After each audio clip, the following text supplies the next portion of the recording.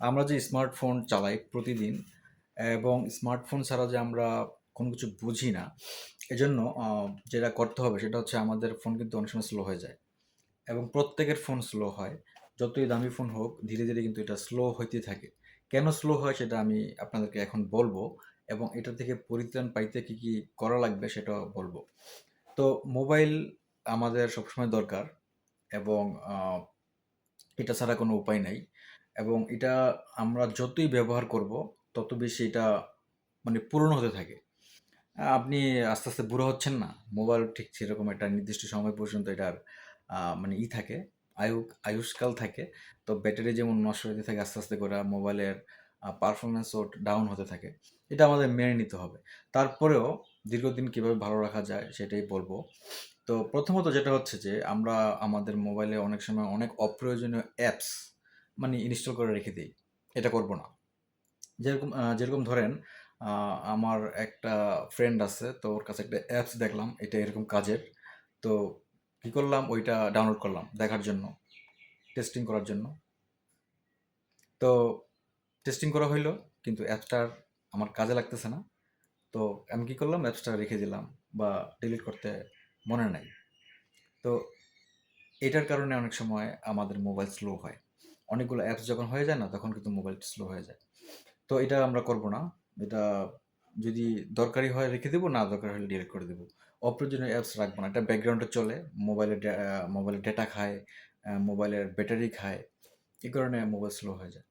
Second হচ্ছে আমরা যেই অ্যাপসগুলো প্রতিদিন ব্যবহার করি, যেমন Facebook, YouTube, Twitter এটা সেটা যেটা ব্যবহার করি প্রতিদিন, এগুলো কিন্তু প্রতিনিয়ত ক্যাশ মানে প্রতিনিয়ত কিছু অপ্রয়োজনীয় ফাইল ক্রিয়েট করে আপনার মোবাইলের ব্যাকএন্ডে।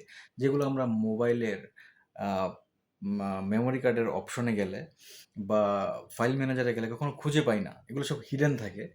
তো আপনার মোবাইলে যদি ডেটা অপটিমাইজ করার কোনো মানে সফটওয়্যার টুলস থাকে, তো সেটা দিয়ে সবসময় আপনি ক্যাশগুলো বা অপ্রয়োজনীয় ডেটাগুলো ক্লিয়ার করে রাখবেন। এখনকার দিনের যেই মোবাইলগুলো মানে আছে বা থাকে বা বাইর হইতেছে, সবগুলো মোবাইলেই যত চায়না মোবাইল আছে বা যত মোবাইলগুলো আমি দেখছি আরকি, মোটামুটি সবগুলো অপারেটিং সিস্টেমেই অটোমেটিক ডাটা ক্লিয়ার দেওয়া থাকে। যখন আপনি কোনো অ্যাপস ইনস্টল করবেন বা ডিলিট করবেন বা অ্যাপস চালাইতেছেন, অ্যাপস চালানো শেষ, শেষ হওয়ার পরে অটোমেটিক ডাটা ক্লিয়ার হয়।